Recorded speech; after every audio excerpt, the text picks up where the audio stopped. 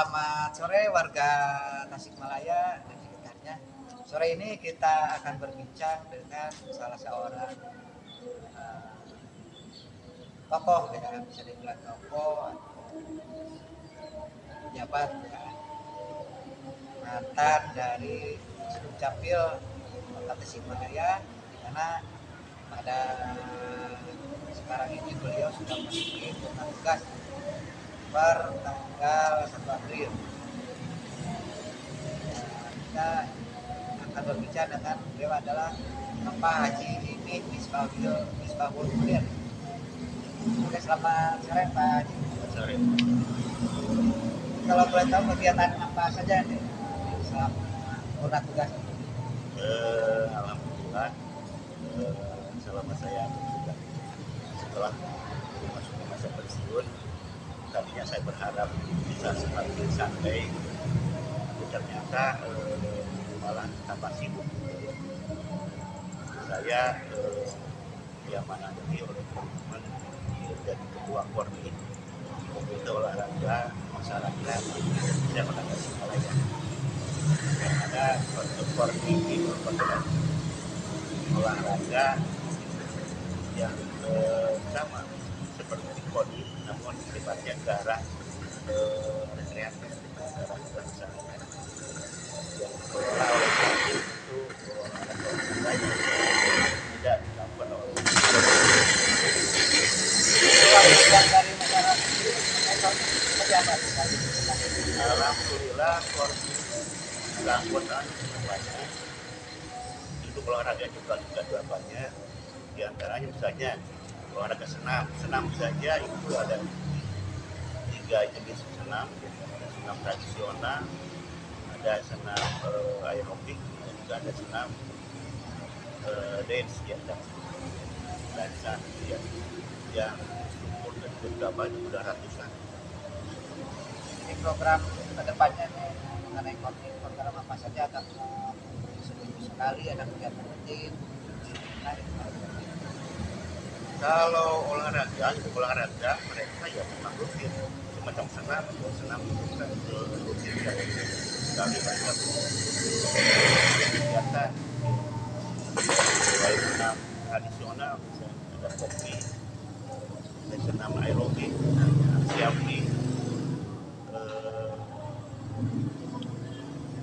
yang ada yang juga LUD itu mereka setiap minggu ada kegiatan gitu. Nah, kita bicara ke belakang. Ya. Selama menjabat Pak Haji, malah kemarin mendekati masa pensiun mendapat penghargaan sampai 4 tadi ya. Ya.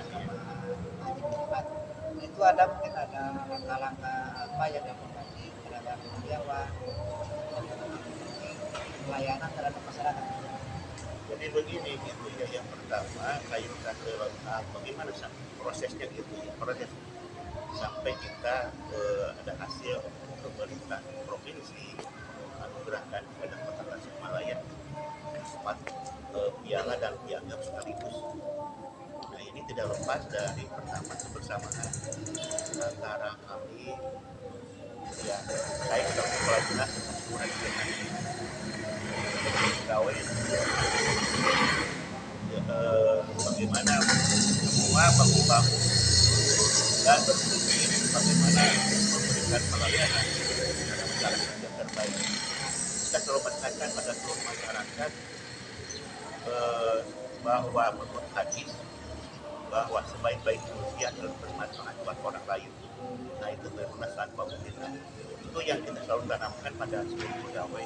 Jadi nawa itu kita bukan semata-mata mencari tambahan penghasilan, tapi bagaimana mencari tambahan pahala. Itu yang harus dikembangkan. Alhamdulillah teman-teman seluruh pegawai juga punya pemahaman yang sama, sehingga kami bekerja semua ya lillahi ta'ala. Jadi tidak, dan juga jam kerja juga dari batas jam kerja sama juga masyarakat itu bisa dilayani. Termasuk juga kita bukan hanya melayani apa yang ada di seluruh masyarakat Kota Tasikmalaya, bahkan kita juga membantu masyarakat daerah lain. Kita membantu masyarakat Cianjur,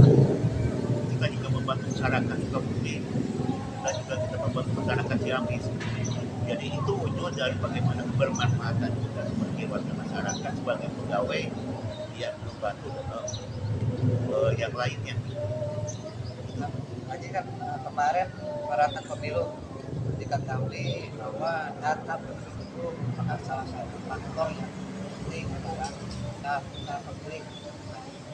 Nah, ini ada kendala apa saja mungkin kemarin diharapkan tentang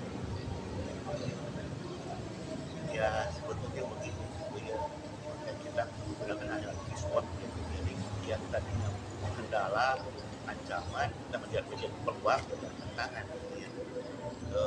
Diajak teman-teman ini bagaimana berbagai kendala peralatan, kendala misalnya operasional, kendala waktu.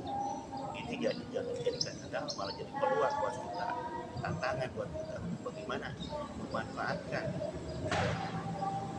tenaga yang ada, fasilitas yang ada, kemudian juga pemilikan kapasitas yang terbatas.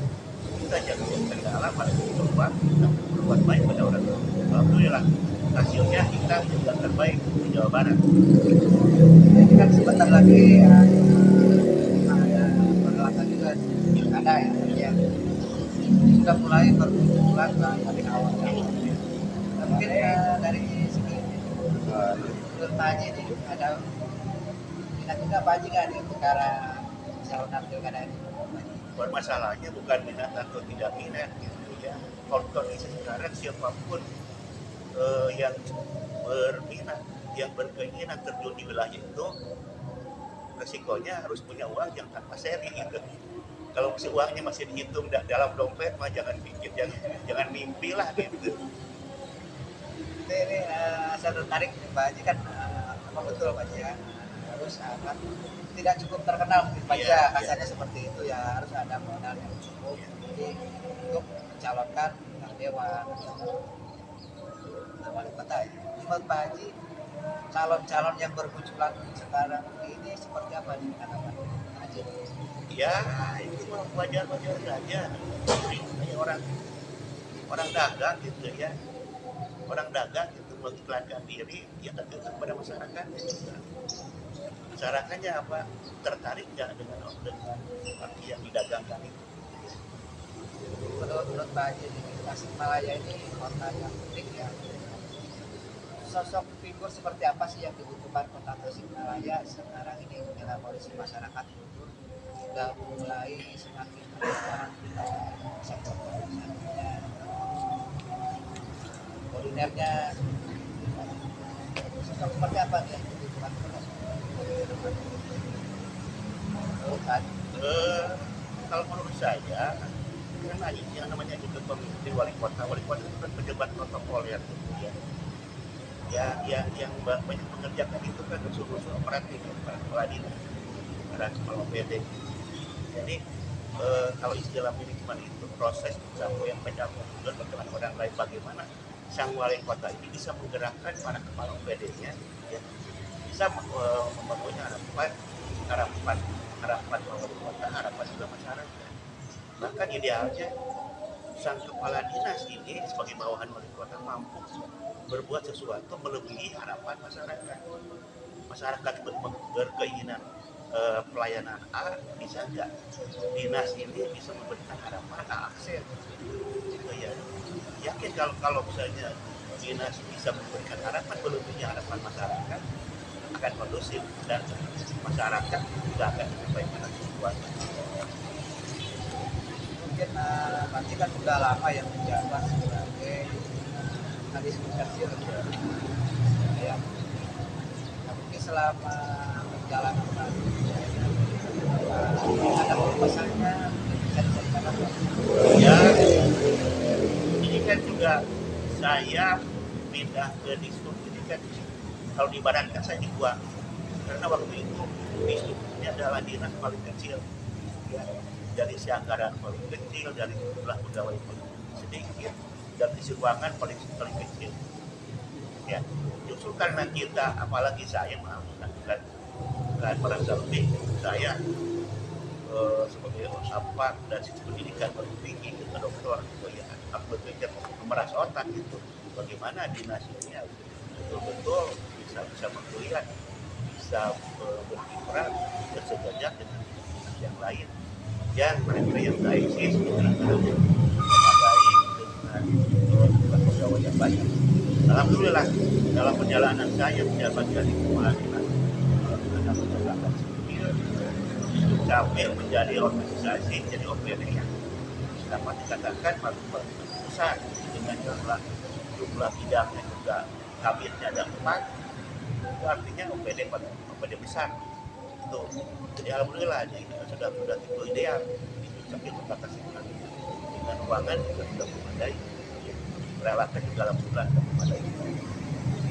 Sejauh ini kan masyarakat masih bukan dibingungkan karena terkendalanya belangko ya, masih keterbatasan, terutama mereka yang hilang KTP-nya itu harus kalau menggantinya misalkan tidak bisa mengganti karena yang mulai seperti apa nih Pak? Nah itu awal-awal terkait dengan kendala KTP ini, belangko ini memang betul seperti itu. Tapi dalam 6 bulan terakhir kita patut berbangga Kota Tasik. Di saat orang lain tidak punya belangko KTP, kita bisa punya persediaan belangko 940.000 ya. Bahkan kita bisa menyumbang ke daerah lain, meminjamkan gitu ya. Cianjur bisa menyumbang 10.000, Kabupaten Tasik bisa menyumbang 5.000 gitu belangko. Nah artinya termasuk juga bulan-bulan Ramadan ini kita ada Ramadan on the spot gitu. Itu kita juga melayani mereka yang dia kehilangan KTP, ganti KTP atau apapun juga kita layani. Kita surplus lah. Alhamdulillah seperti ini. Pada saat saya tinggalkan di Dukcapil ini belangko KTP surplus. Kita kelebihan belangko. Intinya bagi masyarakat yang ingin memperbaiki KTP-nya susah atau tidak juga akan betul. Walaupun di kecamatan kan wilayah banyak. Bisa ke kecamatan, bisa ke dinas, bisa juga ke MPP. Itu jadi rumor yang beredar selama ini bahwa KTP itu susah itu terisi oleh Pak Haji tadi bahwa Kota Tasik sendiri pun bisa mensuplai ke daerah lain. Itu belangko aman kan ya. Jadi jangan takut, jangan sungkan jika ada masyarakat yang ingin mengurus administrasi misalkan KTP hilang, silakan bisa datang ke kantor di Dukcapil Kota Tasikmalaya. Insya Allah ada dan dilayani dengan sebaik mungkin. Terakhir nih Pak, ada pesan yang mau disampaikan kepada masyarakat Kota Tasikmalaya? Ya intinya begini bahwa dompet kependudukan itu kepentingan pemerintah, tapi masyarakat butuh ya. Makanya silakan bagi masyarakat yang membutuhkan dompet kependudukan apapun jenis dompet kependudukannya, manfaatkan melalui adu atau juga melalui japri ke petugas. Kita permudah ya masyarakat dalam hal memenuhi kebutuhan dompet kependudukan. Bagi masyarakat yang tidak bisa berangkat dengan alasan misalnya ada kendala fisik, beritahu saja kami, tim kami yang akan turun ke lapangan. Cukup Pak. Ya cukup ya. Ya itulah mungkin kita bincang-bincang sore hari ini mengisi di bulan suci Ramadan ya, alhamdulillah semoga berkah. Amin. Nah, tadi seperti kita dengar bahwa selama Pak mantan Kepala Dinas Dukcapil Kota Tasikmalaya, Dr. Haji Rusmudin, beliau sudah berkiprah dari nol membangun dinas pendidikan Kota Tasikmalaya sampai sejauh ini yang mendapat penghargaan 4 ada dengan beliau dan terkait kinerja yang dicapai luar biasa. Karena tadi seperti dibahas belangko KTP Kota Tasikmalaya bisa mensuplai ke kabupaten dan ke tetangga. Sampai luar biasa.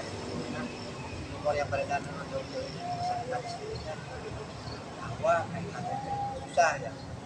Jadi alhamdulillah sekarang makanya masyarakat yang Malaya yang administrasi kependudukan, KTP, KK dan sebagainya yang kasih bantuan berangkat sendiri kantor itu. Insya Allah Dinas Pendudukan Kota Tasikmalaya akan melayani sepenuhnya. Mungkin itu yang bisa saya sampaikan sore hari ini. Selamat bulan puasa menjelang buka. Semoga semua dari keberkahan Allah Subhanahu wa taala selama menjalankan puasa. Sekian, terima kasih. Wassalamualaikum warahmatullahi wabarakatuh.